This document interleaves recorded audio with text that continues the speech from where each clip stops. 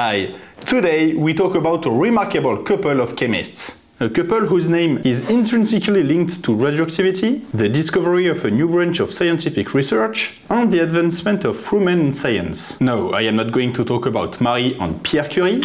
Instead, I am going to talk about their daughter and her husband. So, let's dive into the story of the Joliot-Curies in only 3 minutes.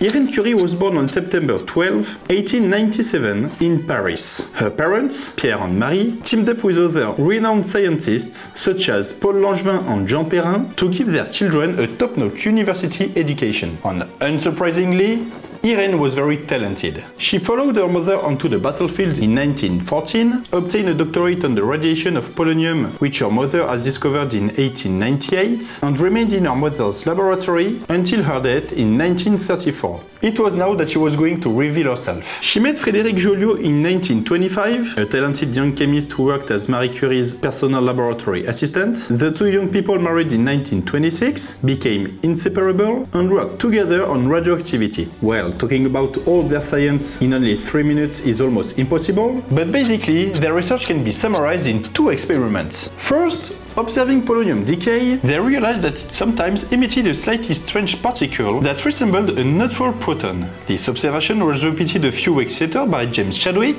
to prove the existence of neutron. Yes, discovering the neutron is very important, but we are going to move quickly to the second experiment, which I think is more interesting. A few years earlier, Pierre and Marie Curie had discovered radium, a highly radioactive compound. As it decays, radium produces highly reactive particles, helium-4 nuclei, also known as alpha radiation. Irène and Frédéric used radium to produce this famous alpha radiation, which they directed at a sheet of aluminium. The aluminium reacted and a strange new element was formed. An element with 15 protons and 15 neutrons, the phosphorus 30. Yeah, maybe for you it doesn't sound crazy, but at this time, the only phosphorus known was phosphorus 31 with 15 protons and 16 neutrons. No other phosphorus existed. Irène and Frédéric then went to the Academy of Science to present their results, but there was a problem. It was impossible to transport their phosphorus 30. The Joliot-Curies didn't give up. They went back to their lab, improved their device, and realized that half of the phosphorus atoms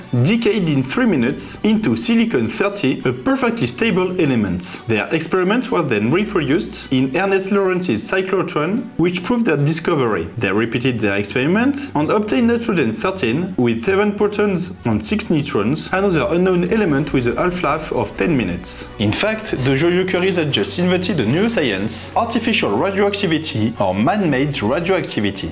This led to small technological advances, such as nuclear reactors, radiotherapy, and MRI. Their discovery also earned the Nobel Prize in Chemistry in 1935. And that's it for the story of the Joliot-Curies in only 3 minutes. I could also have talked about the political commitments of our two lovebirds, the creation of the CNRS, CERN, and CEA, but the video would have lasted much longer than 3 minutes. Well, that's it. If you enjoyed the video, feel free to comment, share, like, and subscribe.